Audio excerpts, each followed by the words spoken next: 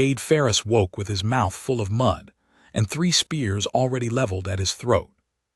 He didn't understand that last part yet, didn't understand anything except that the world was gray fog and cold water and a ringing pain behind his eyes, but his hands came up on instinct, palms open, and that reflex was the only reason he lived past the first 10 seconds. The women standing over him did not lower their weapons. They didn't speak. They watched him the way you'd watch a downed predator, waiting to see if it still had a bite left in it. The skiff's tail section was burning somewhere behind him, a dull orange smear against the fog, throwing just enough heat that he could feel it on the back of his neck. He remembered the alarm. He remembered the relay corridor going white with interference, remembered the yoke fighting him, remembered thinking, with the strange calm of a man who has run out of options, that he was about to die in a dead system nobody would search for another 6 weeks. He hadn't expected to survive the crash. He certainly hadn't expected to open his eyes in a streambed with 5 armed women in banded leather, and matte gray plate forming a loose circle around him. Faces unreadable, breath fogging in the wet cold. "Don't move," one of them said. Her accent bent the words strangely, vowels flattened, but the meaning was unmistakable. She was younger than the others, dark-haired, a long knife held low and ready rather than raised, the grip of someone who'd used it on something that fought back. "Don't even breathe hard." He didn't move, he barely breathed at all.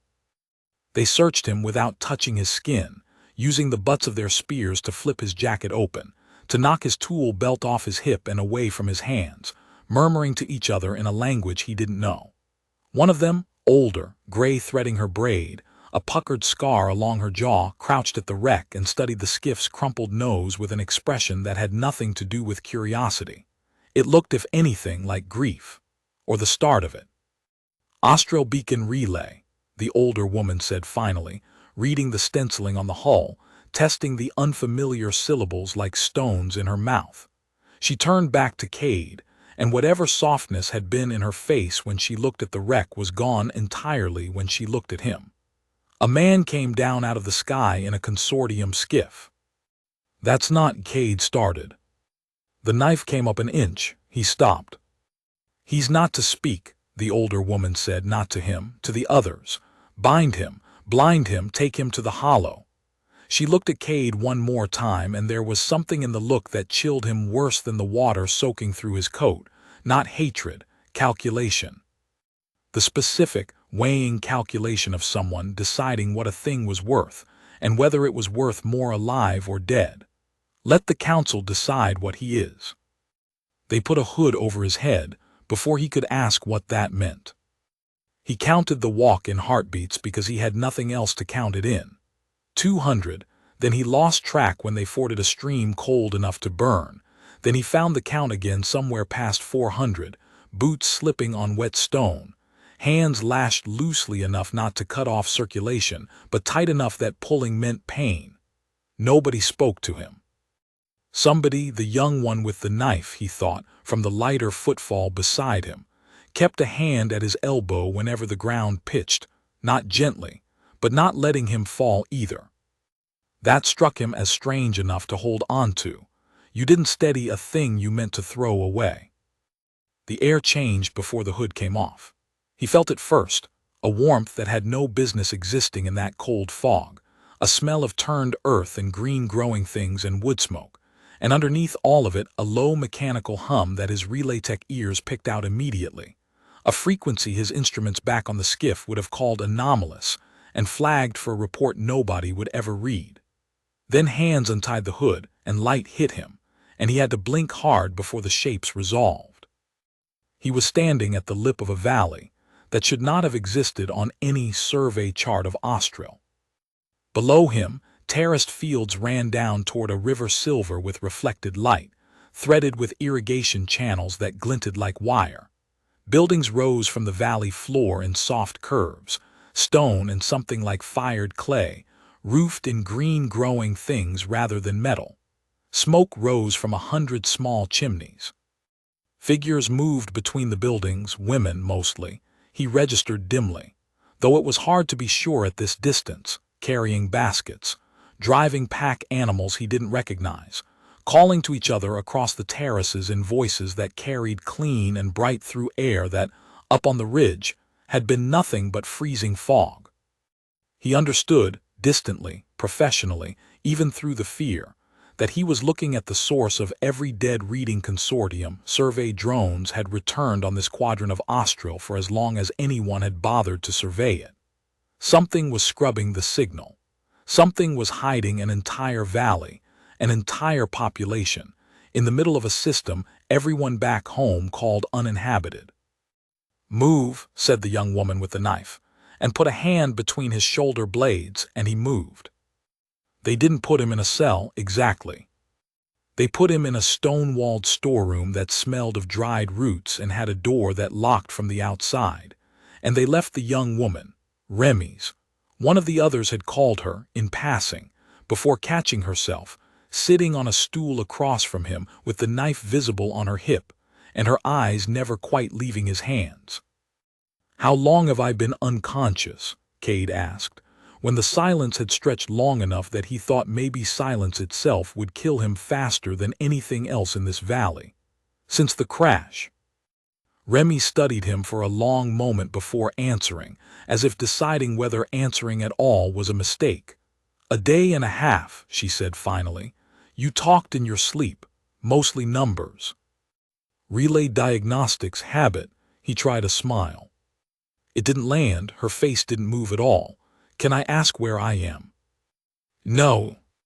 "Can I ask what happens next?" Something shifted behind her eyes, not softness, but not quite the flat wariness from before either. "The council decides," she said. "Tonight, most likely. They don't like to wait once word spread, and word has spread." She paused, and when she spoke again her voice had dropped, quieter, almost involuntary. "You're the first man to come down out of that sky in 113 years. Half the hollows outside right now trying to get a look at you through the wall slats." Kade absorbed that slowly, the number landing somewhere behind his sternum like a dropped stone. 113 years, he repeated. "Since what?" "Since the last outsider." Remy's jaw tightened just slightly, just enough that he'd have missed it if he hadn't been watching her as closely as she was watching him.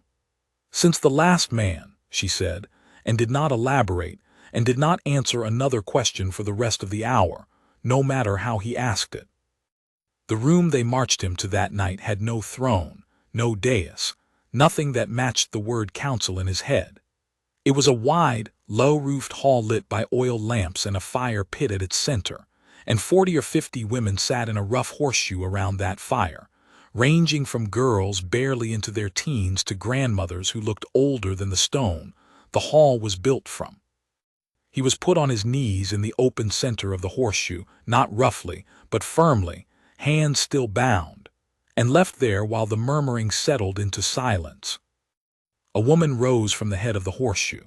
She was perhaps 50, iron-gray hair bound back in a style he'd already seen echoed on a dozen other heads, a face weathered into deep, purposeful lines. She wore no crown, no obvious mark of office except a woven cord at her throat threaded with small carved stones, but the whole room's attention bent toward her the instant she stood, and Kade understood without being told that this was the first voice. "I am Ilsevet Vane," she said, and her voice filled the hall without her raising it at all. "You crashed a consortium relay skiff into the Hush Basin 2 days ago. You are the first man this valley has seen in 113 years who was not born inside its walls." She let that sit. "There is a law older than anyone living in this room, and it says that a lone man found near the hollow is judged by full council, and the judgment carries only 2 outcomes. Do you understand what I am telling you?" Kade's mouth had gone dry. "I don't," he said honestly. "I don't understand any of this. I was doing a relay maintenance run. My skiff got knocked down by interference I've never seen readings for. I didn't know there was a valley here. I didn't know there was anyone here. I'm not whatever it is you think I am." A woman near the front, younger than Ilsevet, hard-eyed, a long puckered burn scar running from her collarbone up into her hairline, stood without being asked. That's what the last one said too, she said. Word for word, near enough. I've heard the account read from the ledger. He didn't know. He was only surveying, and the ground opened up under the lower galleries 3 days later, and it didn't matter one bit that he didn't know. A murmur went through the hall like wind through dry grass. Kade looked between the two women, understanding that he had just watched the first skirmish of some argument far older than his arrival, and that he was only its newest occasion, not its cause. Second Voice Anth, Ilsevit said, not unkindly but with an edge that closed the matter for the moment, you will have your say when it is time for the council to speak in order. Right now the outsider is answering my questions, not yours. She turned back to Kade, and her gaze was the coldest thing he'd felt since the fog. What is your name? Kade Ferris. What is your work? Relay beacon maintenance. I fly a route checking dead signal repeaters across 3 systems. Nobody assigns me anywhere populated, Australs flagged uninhabited on every chart I've ever pulled. He swallowed. I want to be clear. Nobody sent me here. Nobody knows this valley exists, except whoever's in this room right now. That, Ilsevit said, is either the most reassuring thing you could have said to us or the most dangerous, and we have not yet decided which. She looked past him to the ranked faces in the horseshoe. The council will hear argument. Speak plainly. We do not have all night, and the boy is bleeding from his temple onto my floor. The argument that followed was the first time Kade understood, with real and total clarity, that his life was a coin currently spinning in the air, and that the room deciding how it landed did not care in the slightest how frightened he was watching it spin. Korah Anth spoke first and spoke at length, and every word of it was aimed like a thrown blade. She spoke of the Bloom collapse, the first time Kade heard the phrase, though not the last of galleries that had held 40 men on shift when the water table ruptured, of a spore cloud that killed almost all of them in under an hour, of a valley that had buried more fathers, brothers, and sons in 1 week than in the 2 centuries before it combined. She spoke of the outside surveyor whose drilling had caused it, who had said, in nearly the same words this one had just used, that he hadn't known, that nobody had sent him, that the valley wasn't marked on any chart he'd seen. She said his name, Corvin, just the one name, spoken like the room itself flinched from it, and half the hall's older women closed their eyes at the sound of it, as if it still hurt to hear. We buried the law with our dead, Korah said, and her voice cracked once, right down the middle, before she forced it steady again. Any lone man near this valley is judged, and judgment falls to death or banishment past the hush, which is the same sentence wearing a gentler coat. I will not stand in this hall and pretend that's softening for this one because he looks frightened and young as anything but spitting on 113 years of grief. I move that the council vote him banished before the fog thickens again at dawn. There were murmurs of agreement, not a majority, Kade thought, watching desperately for any read he could get on the room, but not a small minority either. An older woman rose next, the one from the stream bed, he realized, the gray-braided woman with the scarred jaw who'd read the skiff's markings aloud. Master-Warden Korr, Ilsevit named her, and the room quieted to let her speak. I found him, Tessa Korr said. I want that on the ledger before anything else is said. I found him unconscious in his own wreck, unarmed, with nothing on his person but a maintenance kit and a ration bar, and I want the council to know that the wreck he flew is not a mining survey rig. I've spent 30 years keeping the cistern spine breathing on borrowed parts and older prayers, and I know a relay tender's hull when I see one gutted open on a hillside. This is not Corvin's ship. She paused, let that settle. That doesn't make him safe. It makes him a different question than the one Second Voice Anth is answering. A different question with the same answer, Korah shot back. Dead or alive, once the outside world knows the hollow is here, it comes for us the way it came before. It does not matter whether this one meant it. It matters to me, Tessa said, quiet enough that the whole hall had to lean in to catch it. Because the spine is failing, Korah, and has been failing for 3 years, and I have said so in this hall 4 times and been told each time that it can wait. I do not know how much longer it can wait. And this man's wreck has parts in it, signal dampeners, a portable fabricator core, tools I have not seen since before I was your age, that I have not had access to since the last supply run through the hush before it sealed. I am not asking the council to love him. I am asking the council not to throw away the one piece of outside knowledge to fall into our laps in over a century out of grief, however earned that grief is. An old woman rose from the far end of the horseshoe before the hall could settle, moving slowly, one hand braced on the shoulder of the girl beside her. Kade hadn't noticed her until she stood small, bent, a face folded into more lines than he could count, but the hall went quieter for her than it had for either of the two who'd spoken before, and even Korah dropped her eyes out of what looked like reflex. "Myra Vell," the old woman said, by way of introducing herself to the outsider kneeling in the center of the room, though every other face in the hall clearly already knew her name. "I was 7 years old the week the ground opened. I do not remember my father's face without trying very hard, but I remember exactly what this hall sounded like the night the Count came back from the lower galleries, and I have carried both those memories every day since, and neither one has ever once made the other easier." She turned, slow and deliberate, to take in the whole horseshoe rather than just Kade. "I have listened to Korah's fear tonight, and it is not a stranger's fear to me. It is the same fear I have carried since I was smaller than my great-granddaughter here. And I have listened to Tessa's need, and that is not a stranger's need either, because I remember what the spine sounded like when it was young and strong, before any of you were born to hear it fail."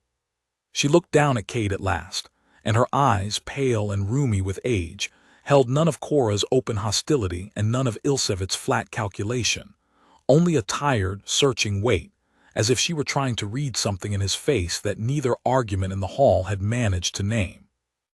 "I do not say kill him. I have watched this council kill out of fear before, and I have watched it save nothing by doing so. The ground stayed open whether or not Corvin paid for it with his life, and my father stayed dead either way. But I do not say trust him blindly either, because blind trust killed nobody in this valley, yet only because we have never once been foolish enough to offer it. Watch him. Test him with real work and real time, the way you would test anything you weren't sure would bear weight before you put your children on it. That is not softness, second voice. That is simply how a people who have already buried too much learns not to bury more by accident in either direction." She sat slowly, the girl at her side easing her back down, and did not speak again for the rest of the night. Silence again, heavier this time. Ilsevet let it hang a long moment before she spoke. "The council will not vote tonight," she said, and the words landed like a verdict of their own, drawing sharp breath from more than one corner of the horseshoe. "The outsider is council's ward, not council's prisoner, until judgment is passed, watched at all times, unarmed at all times, permitted no word out of this valley by any means. Master-Warden Korr, you will assess whatever use his knowledge holds for the spine, and you will report to this council in 5 days' time. Second Voice Anth's motion stands recorded and will be the first matter heard when that report comes in."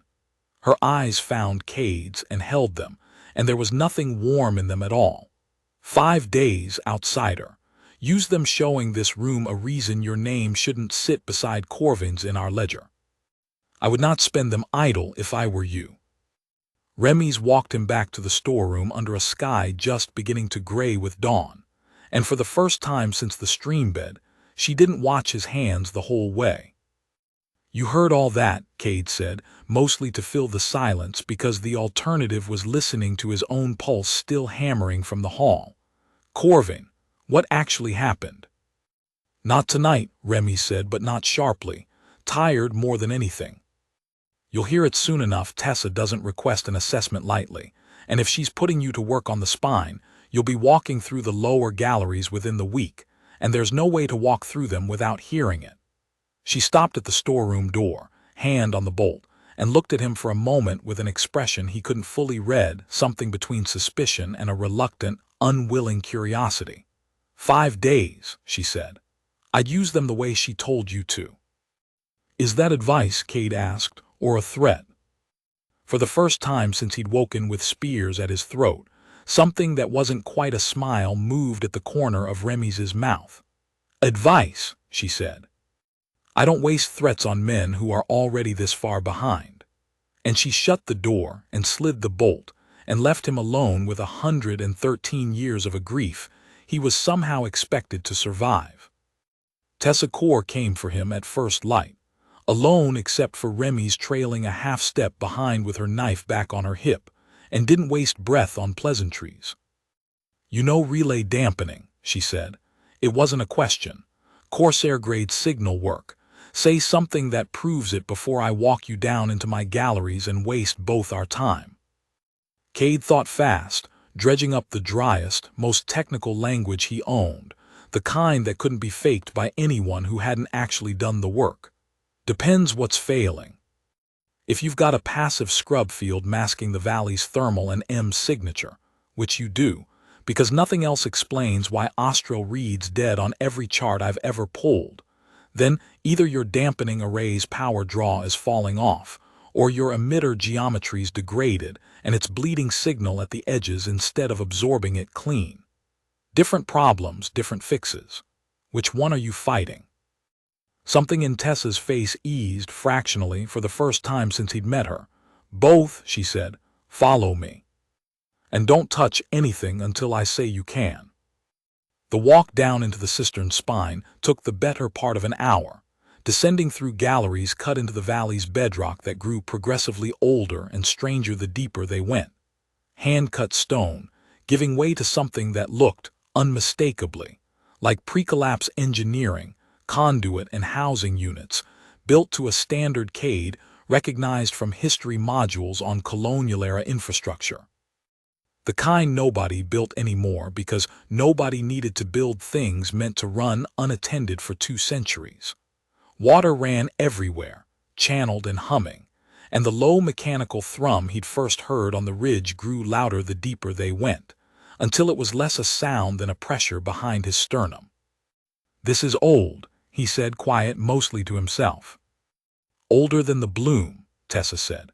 Older than the first council.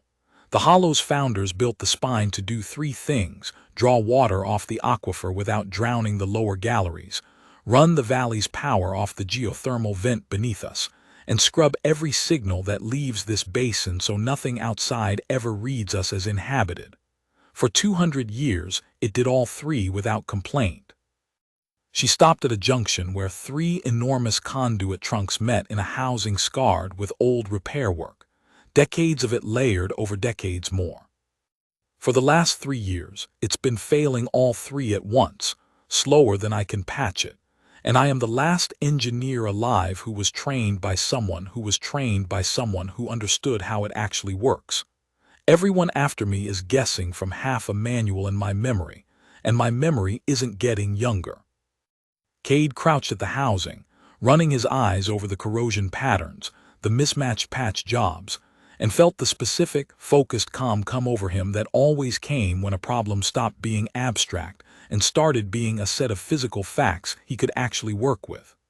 Your emitter array's original spec, he said slowly, wasn't built for a system this old to keep running solo forever.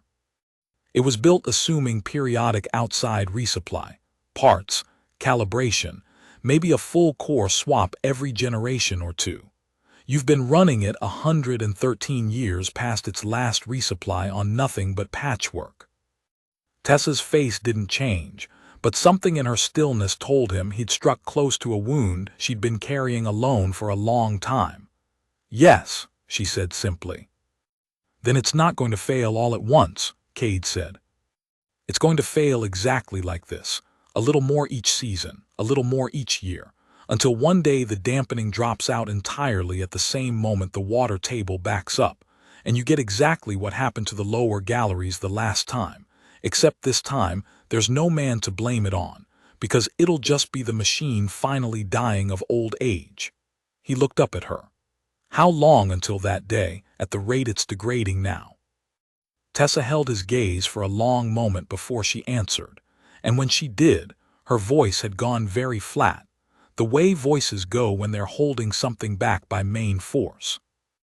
"My best guess," she said, "before you crashed into my basin and ruined every estimate I had, was 6 years.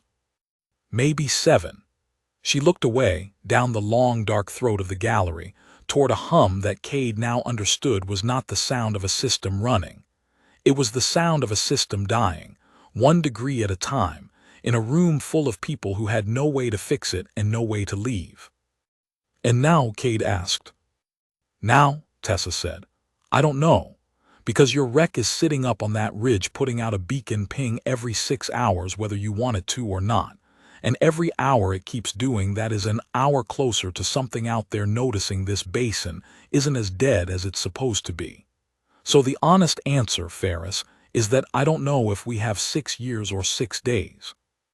And that is exactly the question I intend to have an answer to before I stand in front of the council again." The beacon. Kade hadn't thought about the beacon once since the stream bed, hadn't had room to, between the hood and the hall and the spinning coin of his own life. But the moment Tessa said the word, cold dread dropped through him like a stone through still water. "It's automatic," he said. "Distress and position ping, 6-hour interval, hardwired into the crash frame independent of main power. I can't turn it off without physically reaching the wreck and pulling the transponder core." "Then that," Tessa said, "is the first thing we do, today, before anything else." She was already moving and Remy's fell in beside her without a word and Kade had to half-jog to keep pace. "Understand something, Ferris, because I don't think anyone said it to you plainly yet. It is not only your life spinning on that council's vote.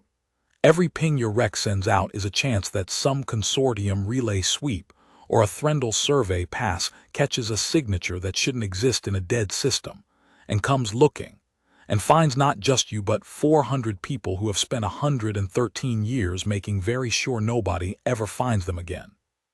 Korah isn't wrong to be afraid of that. She's only wrong about what to do with the fear." "Threndel," Kade repeated, the name catching somewhere in his memory, a consortium subcontractor, a mining and extraction concern he'd seen flagged on cargo manifests without ever thinking twice about it. "That's the company that caused the collapse." "Same name," Tessa said. "Different generation of owners, same appetite. They still hold extraction rights on the system on paper, even though every survey they've run in the last century's come back dead. A year ago their lease came up for renewal review, and drone traffic through this quadrant went up for the first time since I was a girl. We've been telling ourselves it's routine. We don't actually know that." She glanced back at him, and for the first time the look on her face wasn't wariness. It was something closer to a plea. "Get me that transponder core before the next ping cycle, Ferris. Show me you understand what's actually at stake here. Because in 5 days I have to stand in that hall and tell the council whether you're a tool this valley can use or one more danger it can't afford. And right now the honest answer is that I don't know." They reached the wreck an hour before the next scheduled ping, climbing the last stretch of ridge with Remy's scouts fanned wide on either flank, watching the fog for shapes that weren't there yet, but that everyone in the party was clearly braced to see anyway.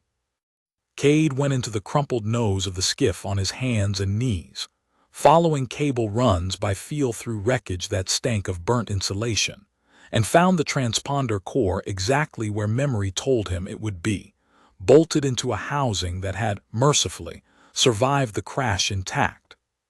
His hands shook pulling it free, not from cold. "That's it," he said, holding the small matte black core out to Tessa like an offering or a confession. "Dead the second I pull the last lead. No more pings, no more signature." He hesitated, thumb resting on the final connector, and looked up at her. "Once I do this, there's no calling for rescue, ever.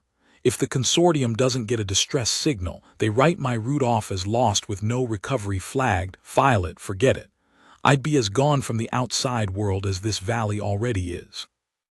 He said it plainly, without drama, because he'd already understood, somewhere on the climb up, that there wasn't actually a decision here, not really, but he wanted her to hear him choose it out loud anyway. "Pull the lead," he said. "Do it now, before I think better of it." Tessa didn't move to stop him, but she watched his face very closely while he did it, watched the moment the last connector came free, and the core's single status light died for good, watched whatever it cost him cross his face and pass. When it was done, she took the dead core from his hands and turned it over once, studying it the way she'd studied the wreck itself, back at the stream bed. "That's the first thing you've done since you fell out of my sky," she said, "that I didn't have to take on faith." She tucked the core into her satchel. "Come on, we've a long walk back and I want your eyes on the emitter array before dark. If you're going to spend your 5 days proving something to this council, Ferris, you may as well spend them proving it with your hands, not your mouth."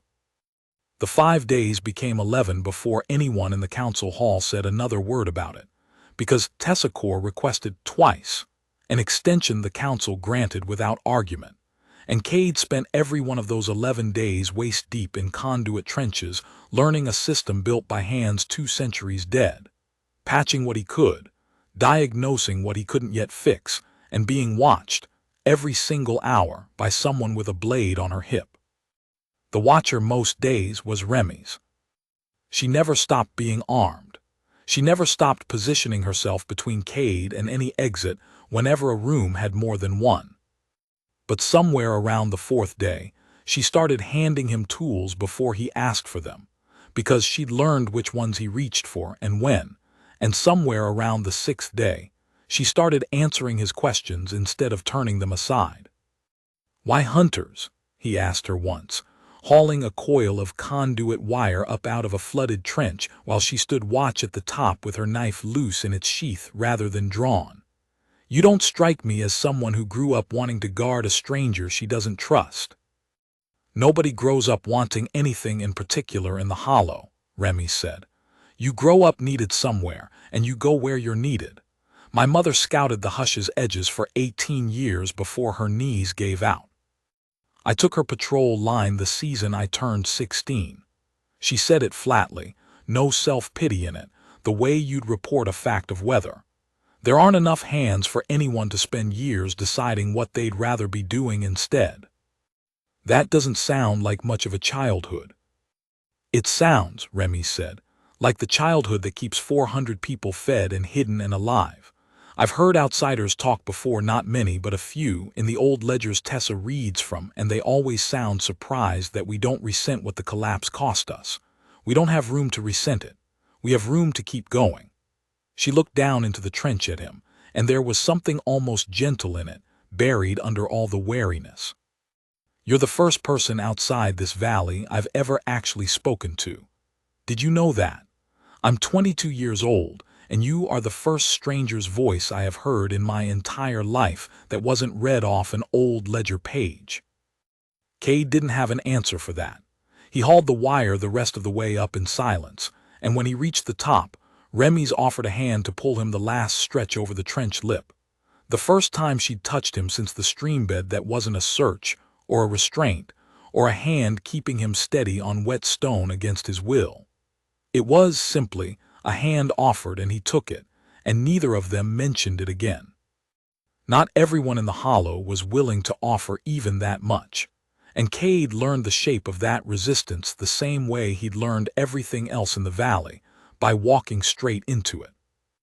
On the 7th day, Tessa sent him up through the market terraces to collect a crate of salvaged fittings from a coppersmith's stall, on the theory, she said, that a man who could be trusted with tools should be trusted to carry them through a crowd without an armed escort standing over his shoulder every hour of daylight. Remy's came anyway, a half-step back, but she let him walk the terrace path alone while she watched from the rail above, and for the length of that walk Kade understood, for the first time, what it felt like to be looked at by 400 people who had spent their whole lives being told his kind ended in a carved wall. Most of them simply stared, the way you'd stare at whether doing something it had never done before. A few children broke from their mothers' skirts to get a closer look before being hauled back, wide-eyed, whispering. But at the coppersmith's stall, A woman perhaps Korah's age set down the crate hard enough that fittings rattled inside it, and did not let go of the handle when Kade reached for it. "You'll forgive me," she said, in a voice that made clear she expected no such thing, "if I don't hand a stranger metal that could be worked into a blade before this council's finished deciding whether he's a person or a problem." "That's fair," Kade said, and meant it, and stepped back with his hands open the way he'd learned to keep them open around this valley's people. "Send it down with someone you trust, then. I don't need to be the one carrying it." The woman studied him a moment longer, clearly braced for an argument that didn't come, and something in her face shifted, not warmth, not yet, but the specific unsettling of an expectation that had gone unmet. "Korah's right to watch you," she said, more to herself than to him. "That doesn't mean Korah's right about everything." She sent the crate down with her daughter instead, a girl no older than 10 who walked the whole terrace path beside Kade with her chin lifted, and her eyes never quite leaving his hands, in the exact posture Remy's had held over him in the streambed 3 weeks before Kade.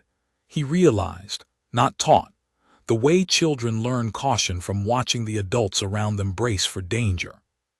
When they reached the spine entrance, the girl set the crate down at his feet rather than in his hands, and studied him with a child's total lack of tact. "Are you going to hurt us?" she asked, plainly, the way children ask the questions adults have learned to dress up in softer words. "No," Kade said, just as plainly, because he'd learned by now that plain was the only currency this valley traded in.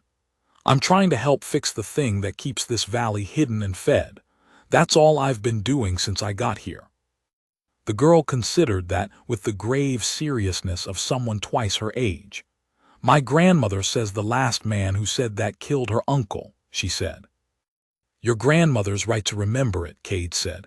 "I'd remember it too if it were mine to remember. I can't undo what he did. I can only do the work in front of me and let people watch long enough to decide if it's different." He crouched to her eye level, careful and slow, the way he'd learned to move around everyone in the hollow who hadn't yet decided about him. "You can watch too, if you want."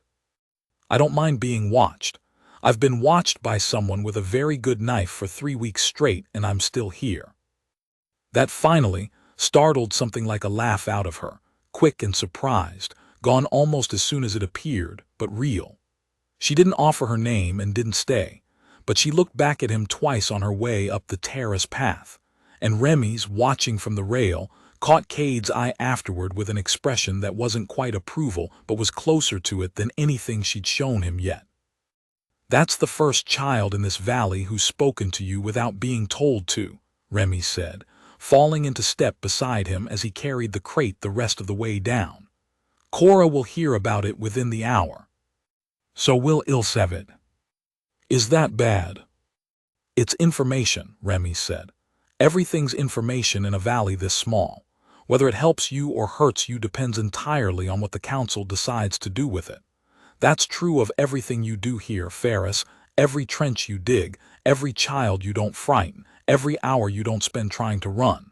It's all being weighed. I'd get used to that if I were you, because it doesn't stop the day the vote's cast. It just changes what's being weighed." He heard the full account of the Bloom collapse on the 9th day, in the lower galleries, from Tessa, because Remy's had been right. There was no way to walk that deep into the spine without walking past the wall. It wasn't a monument exactly. It was a stretch of gallery wall, smooth-cut, where 113 names had been carved by hand, one at a time, over what must have been weeks, by people whose hands were shaking too hard to carve straight lines. The dates beneath them were all within 4 days of each other. Corvin came through the pass with survey papers that said Austria was uninhabited, Tessa said, standing in front of the wall with the particular stillness of someone who had stood there many times before and never once gotten used to it. He wasn't lying, exactly. The hush kept us off every legitimate chart even then, and he genuinely didn't know. He set up a deep test bore 800 meters from where we're standing, chasing a mineral signature his instruments read through solid rock, and he never once thought to wonder why a valley reading dead on every survey had a water table that behaved like it did. She touched one of the names, low on the wall, without seeming to notice she was doing it. His bore ruptured an aquifer vein that fed straight down into the lower galleries, where 41 men were on shift laying new conduit for the spine's expansion. The rupture released spore gas that had been sealed in that rock since before the valley was ever settled. It killed 38 of them in under an hour. The 3 who survived didn't work again, not their lungs, not their hands. My own father was one of the 38. She said it without her voice breaking, though the effort of that not breaking was visible in the set of her jaw. I was 6. I don't remember him well. I remember this wall being carved. Kade stood in front of 113 names and understood, in a way that no council speech had managed to make him understand, exactly what it was he had fallen out of the sky into the middle of. "What happened to Corvin?" he asked quietly. "He didn't survive the judgment," Tessa said. "Nobody's pretended otherwise to you, and I won't start now. The law that put you on your knees in that hall exists because of what's carved on this wall, and I want you to understand, really understand, not just recite back to me, that the law isn't cruelty. It's grief that ran out of anywhere else to go, and turned itself into a rule instead, because a rule was the only thing this valley could build that might keep it from happening twice." She turned from the wall to face him fully. "You pulled your beacon core the same day I asked you to, without being told twice, and you've put more honest work into this spine in 11 days than some of my own apprentices manage in a season. I believe you when you say you didn't know we were here. I believed Corvin too the once, a long time ago, when I was young enough to still trust a stranger's face." Her eyes didn't leave his. "But belief isn't what saves lives down here, Ferris. Only the spine holding does that. So the question I have to answer for the council isn't whether I like you. It's whether the spine is more likely to hold with you in this valley or without you in it. Show me the second, every day, for as long as they give you. That's the only argument that's ever mattered down here." The setback, when it came from a direction Kade hadn't been watching. He'd been so focused on the spine, on Korah Anth's open hostility in the council hall, on the low hum of danger that never quite left the back of his mind, whenever he thought about the beacon he'd pulled, and the drones he couldn't see, that he never once considered that trust, once it started forming, might be sabotaged on purpose by someone who understood exactly how fragile it still was. It happened on the 14th day.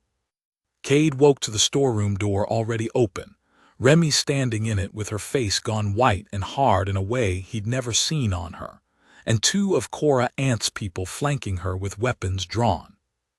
"Explain this," Remy said, and threw something onto the floor at his feet, a length of conduit wire, cut clean, the same gauge he'd been running through the spine's upper trenches for 2 days running. Kade picked it up, confused, turning it over. "This is spine wire. I ran 3 coils of it yesterday, tying the number 4 trench back into the main." "It was found," said one of Korah's people, "flat and cold, coiled under the floor of your storeroom, cut to a length that matches exactly the signal range needed to boost a beacon transmission through the Hush's scrub field. Second Voice Anth is calling an emergency council session. She's saying you kept a working transponder after all, that pulling the crash core in front of Tessa was a performance, and this was the real one, hidden and ready. That's not, I don't even have a transponder core anymore. You watched me kill it." "I watched you kill one," Tessa said, arriving at a run, breathing hard, and for the first time since the stream bed, Kade heard real uncertainty in her voice when she looked at him. "Ferris, tell me plainly. Is there a second beacon?"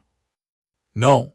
The word came out too fast, too desperate, and he heard how it sounded even as he said it, heard exactly how a guilty man would say the same word in the same tone, and something in him went cold and still with the understanding that the truth wasn't going to be enough on its own this time. "Tessa, I swear to you there is no second beacon." I don't know where that wire came from or who cut it to that length, but it wasn't me, and I think you know exactly whose faction benefits from the council believing it was." Tessa's eyes cut just for a moment toward Korah's two guards, and something moved behind her face, not certainty, not yet, but the beginning of a question she clearly hadn't asked herself before. "Bring him," she said finally. "Bring the wire. The council hears this tonight in full, and I will be the one who speaks first." The hall was fuller than it had been on the first night, word having spread the way word always spread in a valley of 400 people with nowhere else to put their attention. Kade knelt in the center again, hands bound again, and understood that the coin was spinning once more, faster and closer to the ground this time. Korah spoke first, and spoke with the terrible calm of someone who believed completely that she was protecting her people. She laid the cut wire on the floor between them like evidence at an execution. 11 days of good behavior, she said, bought exactly enough trust to hide a second transponder where none of us thought to look, and now we stand one signal away from the same doom that carved our wall. I will not apologize for watching him closer than anyone else in this hall. I will say only that I was right too. Second voice. Tessa's voice cut across the hall, flat and hard, and every head turned. Before this council votes on anything, I want the wire measured against my own store's ledger. I keep a written count of every coil issued from the spine supply, gauge and length, signed against whoever draws it. If this length matches a coil I issued Ferris for trench work, which I did, 3 coils, 2 days past, and I can produce the ledger entry. Then it is spine wire doing spine work, and someone cut it to this length and hid it under his floor to make it look otherwise. That is not evidence against him. That is evidence someone in this valley wants him gone badly enough to manufacture a reason. A ripple went through the hall. Ilsevit raised a hand for quiet before it could grow into open argument. "Produce your ledger, Master-Warden." "Now, not tomorrow."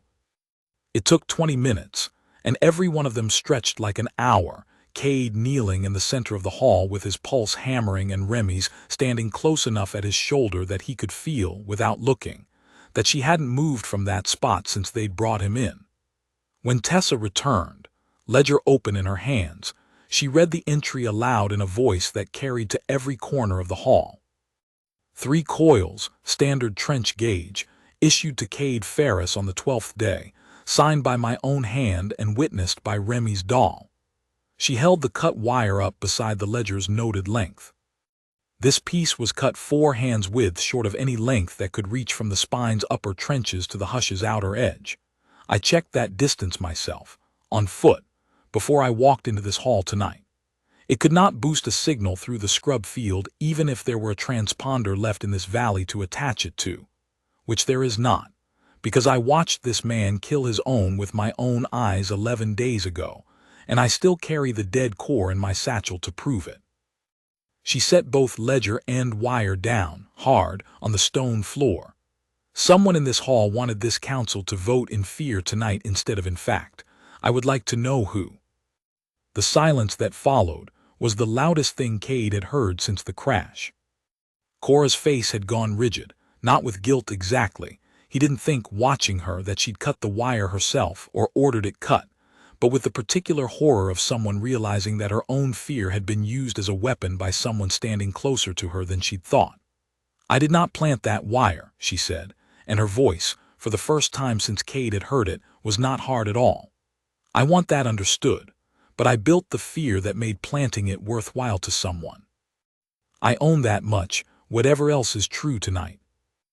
Ilsevit let the silence hold a moment longer before she spoke, and when she did, her eyes went not to Kade but around the whole ranked horseshoe of the hall, weighing every face in it. "This council," she said, "will not be a tool for anyone's private grievance, however old, however earned. We will find who cut that wire and they will answer for it separately from anything decided about the outsider tonight. As for him," and now her eyes did find Kade's and held them, unreadable as stone, "the wire is false evidence. It changes nothing about what 11 honest days have shown this council. Judgment remains open. But I will say, for the ledger, that I have never in my life seen a false accusation collapse so completely under its own weight, and that tells me something about the man it was built to destroy. The first real warning came 4 days later. On a night patrol, Kade wasn't supposed to be anywhere near. He'd gone up to the ridge with Tessa's blessing to take instrument readings off the emitter housing at full dark, when the array's output dipped lowest and the failing pattern showed clearest. And Remy's had come as she always came now, less a guard than a second set of hands. They were halfway through the readings when a whistle cut across the ridge from the west picket line, 2 short, 1 long, a pattern Remy's went rigid at before Kade had even registered it as a signal rather than a bird. "Drone," she said, already moving, already unshouldering the short-range disruptor she carried now on every climb. "Low pass, west pickets flagging at active scanning, not just transiting." She was running before she finished the sentence, and Kade ran after her because staying alone on an exposed ridge in the dark seemed like the worst of 2 bad options. They found the west picket, 2 young scouts, barely older than Remy's herself, flattened against a shelf of rock with their own disruptor already cycling, feeding a stream of static into the same frequency band Kade had once talked Remy's through under far worse pressure. It wasn't working the way it had the first time. The drone banked low over the shelf, running a slow, deliberate circle, the kind of pattern that meant something down there had caught its interest, and it intended to look closer before it moved on. "It's holding position," one of the scouts said, voice tight with the specific fear of someone doing everything right and watching it fail anyway. "We've cycled every band Remy's taught us, and it's not losing the lock." Kade dropped beside the disruptor unit, running his eyes over its output display by starlight alone, and felt the cold click of understanding land almost immediately. "It's not your jamming," he said. "It's the emitter array. Dampening's already down to 50% output tonight. The readings I just pulled confirmed it, which means whatever background scrub you're used to hiding behind isn't there the way it used to be.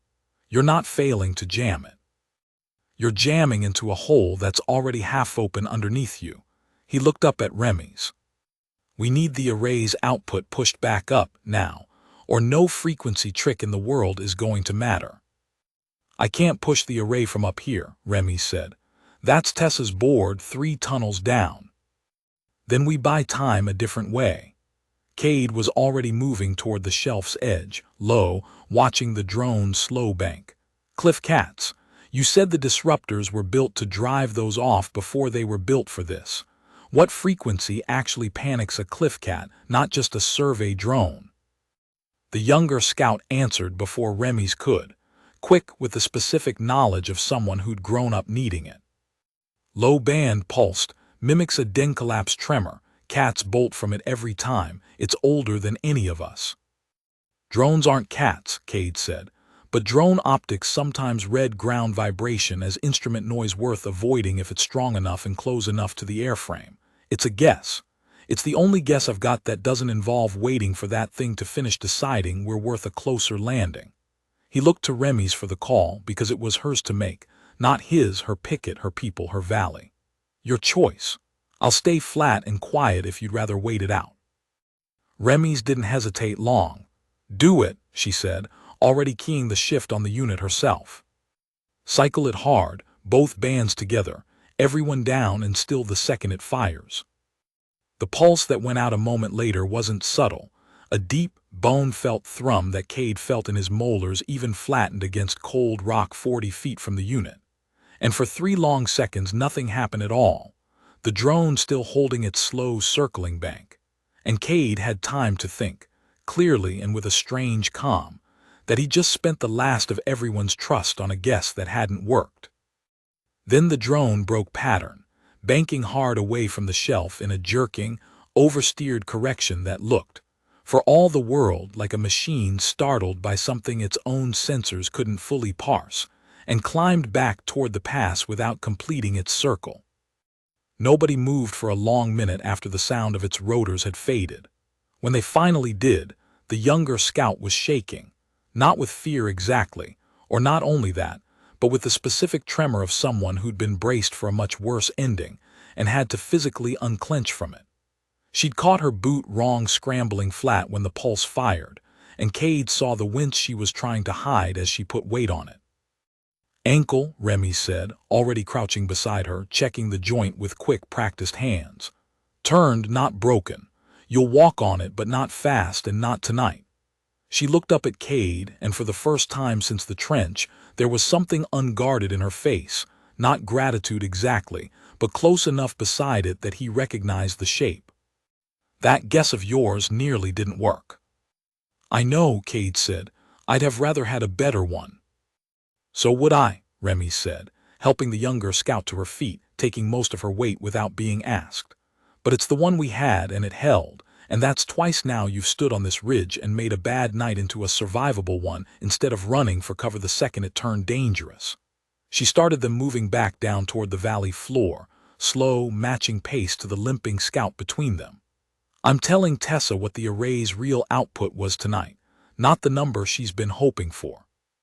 50% isn't 6 years from now, Ferris. That's not even 6 weeks.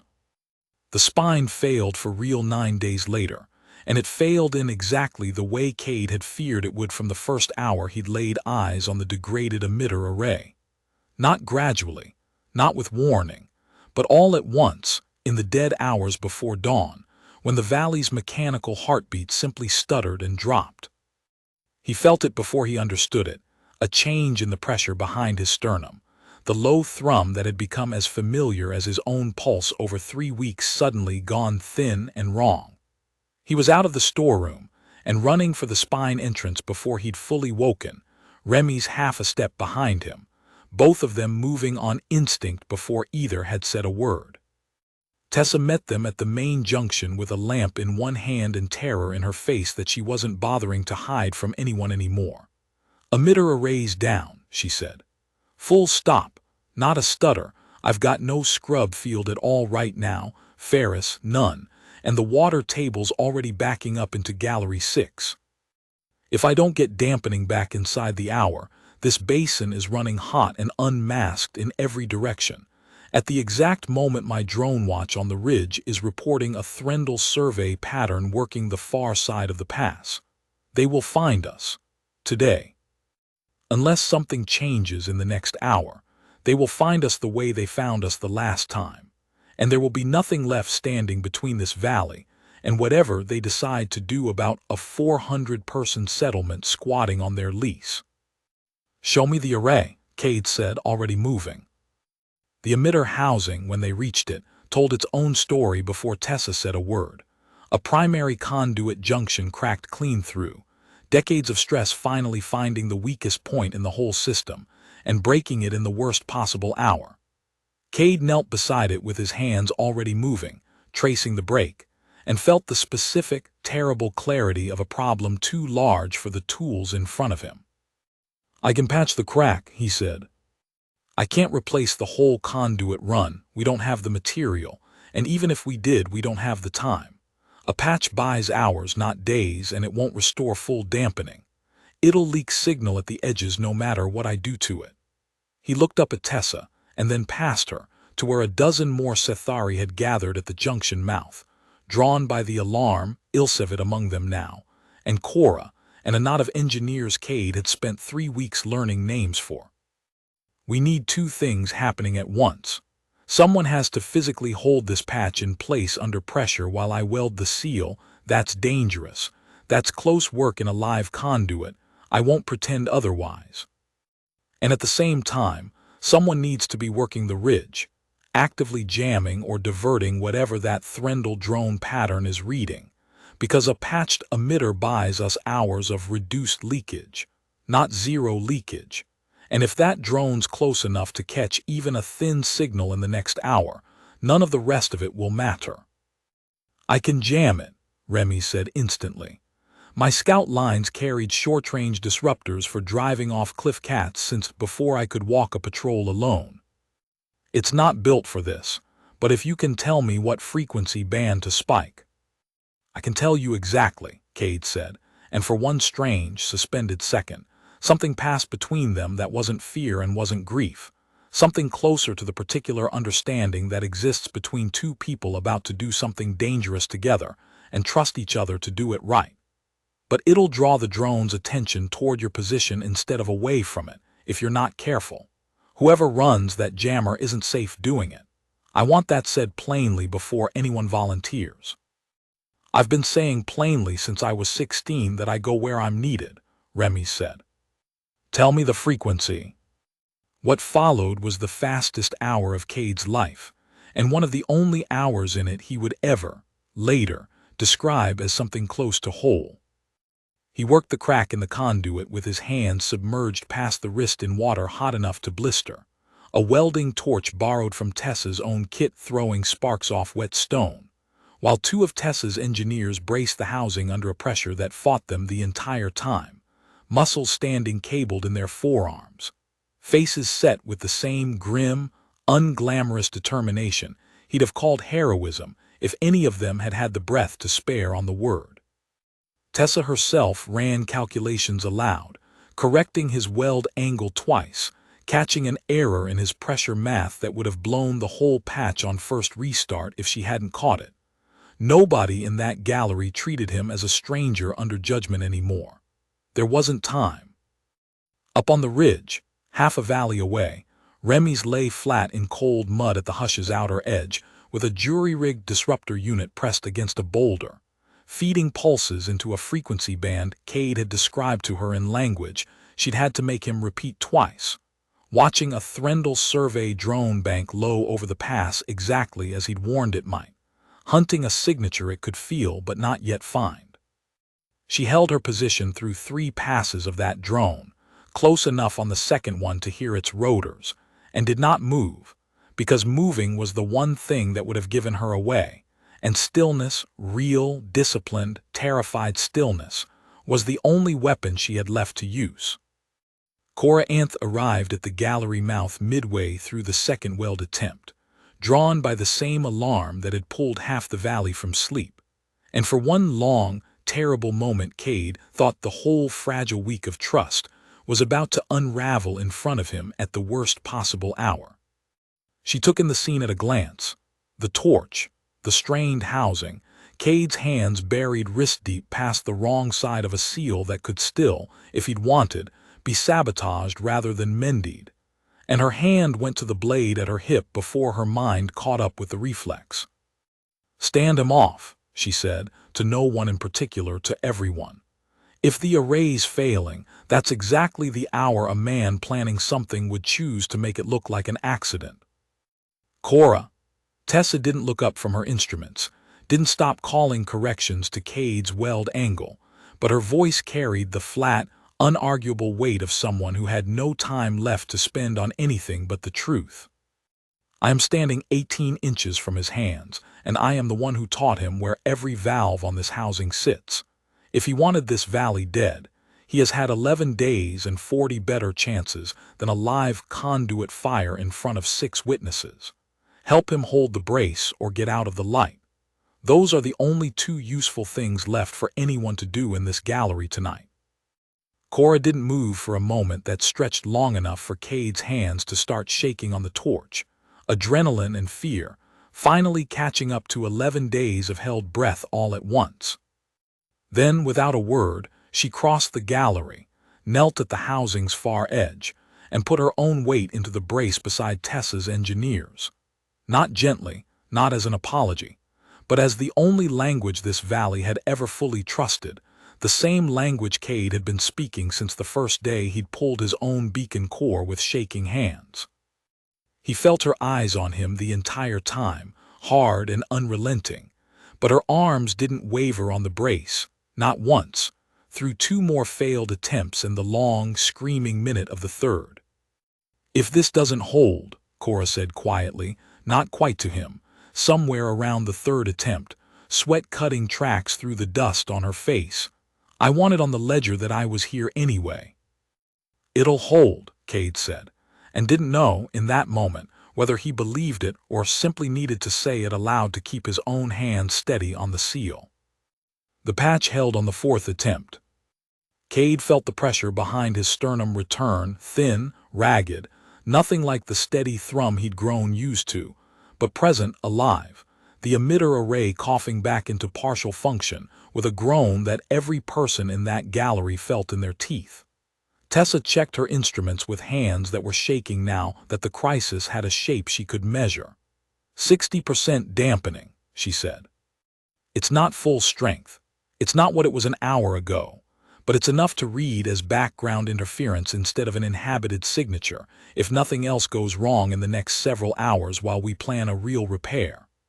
She looked up, and for the first time since Kade had known her, something in her face broke open completely, not into tears, though they stood in her eyes, but into something rower than either grief or relief alone. That's more than my father's generation had, the day the ground opened. That's more than I thought this valley would ever have again. On the ridge, half a mile distant, Remy's watched the Threndel drone bank once more, hesitate over a signature that had gone suddenly, mercifully vague, and turn back toward the pass, logging the basin as exactly what its instruments told it, dead ground, nothing worth a closer pass. Not today. She lay in the mud a full 10 minutes after it had gone before she trusted her legs enough to stand. The council convened for the last time 9 days after that, and this time, when they brought Kade into the hall, nobody bound his hands.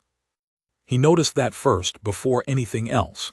Noticed it and felt something in his chest loosen that he hadn't known was still clenched. And he saw Remy's notice him noticing, saw the small, tired satisfaction in her face that told him she'd argued for that, specifically, at some council session he hadn't been present for. Ilsevit rose at the head of the horseshoe, and the hall settled into the same total silence it had held the first night, though the quality of it had changed completely. No longer the silence of a room deciding whether to kill something, but the silence of a room that already knew, more or less, which way the vote would fall, and was only waiting to hear it said aloud so it would be real. 29 days ago, Ilsevit said, this council took a man's judgment under advisement because our law demanded it and our grief demanded it more. I want the ledger to record what has happened in those 29 days, plainly, so no one who reads it 100 years from now mistakes what was actually weighed. She looked to Tessa, who stood and spoke without needing to be prompted. He killed his own beacon the first day I asked him to, Tessa said, before he understood what it would cost him. He has put more honest labor into keeping this spine breathing in a month than some engineers manage in 5 years, and when it failed anyway, because it was always going to fail, because I have been telling this council for 3 years that it was failing and been told to wait. He did not run for the pass, and he did not use the crisis to bargain for his own freedom. He put his hands into a live, scalding conduit and welded a patch that is the only reason we are not, right now, explaining to a Threndel survey team why 400 people have been hiding from their lease for a century. She looked at Korah as she said the next part, not unkindly. The false wire that nearly cost him his life turned out to belong to a hand that will answer for it separately. And I would ask this council to remember that Second Voice Anth herself is the one who insisted the true evidence be found before judgment fell, whatever her fear told her in the moment. That is not the behavior of a council failing its dead. That is the behavior of one trying, badly and honestly, to make sure it never adds a new name to that wall by mistake. Korah stood next, and for a long moment said nothing at all, looking not at Kade, but at the carved names none of them could see from inside the hall but all of them carried regardless. I have spent 113 years of inherited grief looking for Corvin's face in every stranger who ever fell into this valley, she said finally. I looked for it in this one too. I did not find it. I want that said in front of the whole council, not whispered afterward where it costs me nothing. She looked at Kade directly for the first time since the accusation, and her voice, when it came, was rough but steady. I will not pretend the law was wrong to exist. I will say that this council was right to hold it slower than my fear wanted, and that I am glad tonight that it did. Ilsevit let the hall sit with that before she spoke again, and when she did, Her eyes found Kade's and did not leave them. The law that brought you to your knees in this hall a month ago exists because 113 names are carved into stone beneath our feet, and it will go on existing, because that grief does not end simply because one man proved himself worth keeping.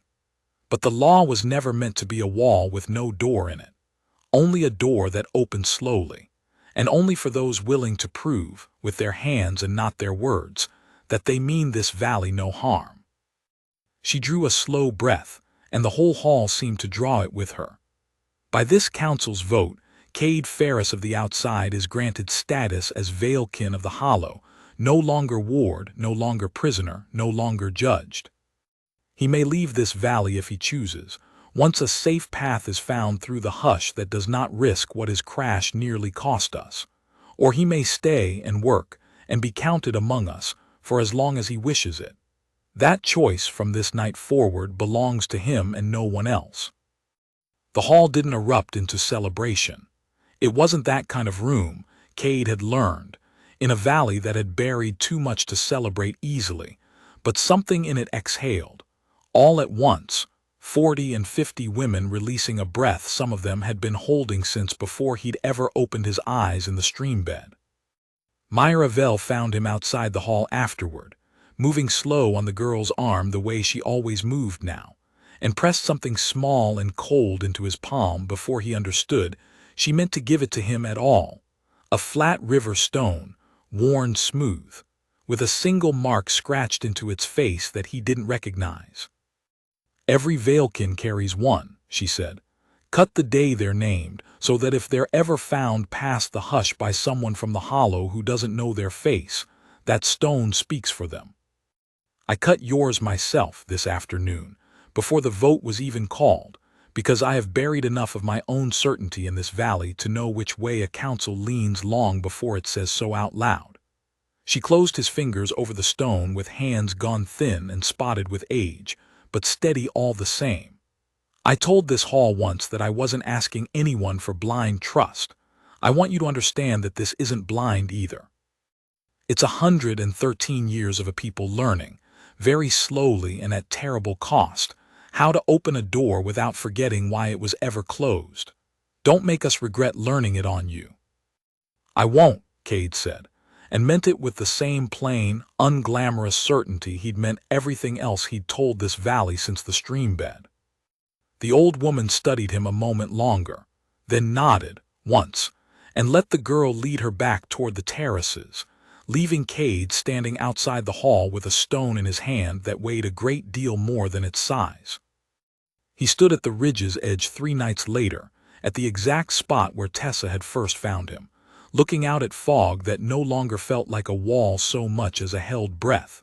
And Remy's found him there the way she always seemed to find him, quiet, unannounced, already knowing what she'd see before she saw it. "You could still go," she said, without preamble. "Tessa's found a route through the hush's western seam that a person could walk in 3 days if they were careful. It comes out near an old relay corridor.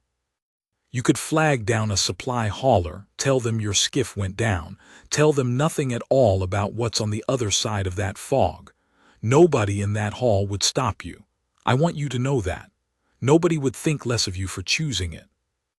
Kade looked out at the fog a long moment before he answered, turning the question over the way he'd have turned a diagnostic, looking for the honest shape of it rather than the easy one. 6 years ago, he said slowly, before any of this, I took a maintenance route nobody else wanted because it paid better and nobody asked questions about where you'd been.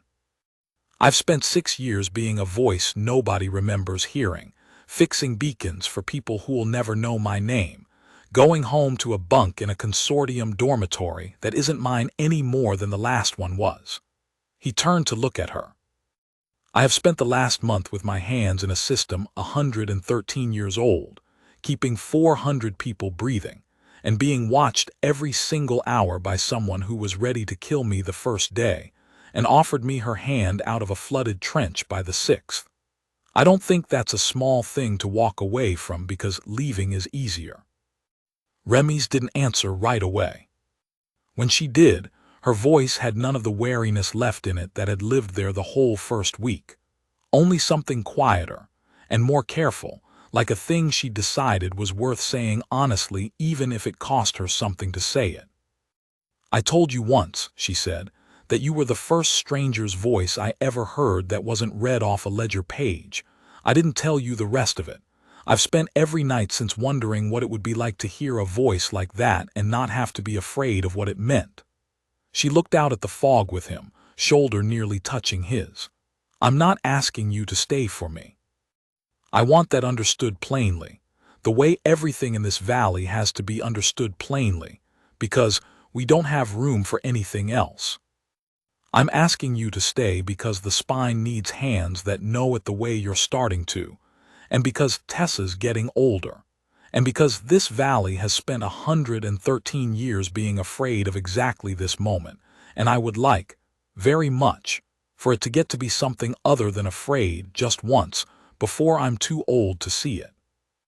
Kade looked at her for a long moment, at the knife still on her hip, worn as easily now as an old habit rather than a threat, at the fog rolling soft and endless past the ridge where he'd nearly died a month ago and hadn't, and understood, with the same clean, physical certainty he'd felt kneeling in front of the wired conduit crack, exactly what the honest shape of his own answer was. "I'm staying," he said, "not because leaving is hard. Because this is the first place in 6 years that ever needed me to stay." Remy's didn't smile, she wasn't, he was learning, someone who smiled easily, any more than the valley itself gave up its grief easily. But something in her face settled, the way the spine's hum had settled back into something steady once the patch held, imperfect but real, built to last if it was tended. Behind them, far down in the valley, lamplight moved between the terraces the way it moved every evening, ordinary and unremarkable, 400 people going about the business of staying alive in a place that had taught them, at unbearable cost, exactly what that business required. Kade Ferris, the first man to fall out of the sky into the hollow in 113 years, the man 113 names had nearly claimed 114th time before a council chose, slowly and honestly, to open a door instead of a grave, turned from the fog and walked back down toward that lamplight, and did not look back at the ridge again. The valley kept its grief. It always would. That was the honest shape of it, and no vote could unmake 113 years of carved names. But it had also, that night, kept something else, a door left open instead of sealed, a stranger's hands folded into the work of keeping the spine breathing, a law bent without being broken. And in the low stone hall where the council still met by firelight, in a wall deep in the galleries where names would go on being carved whenever the valley had cause to carve them, there was, for the first time in 113 years, room enough for a story that did not end the same way the last one had.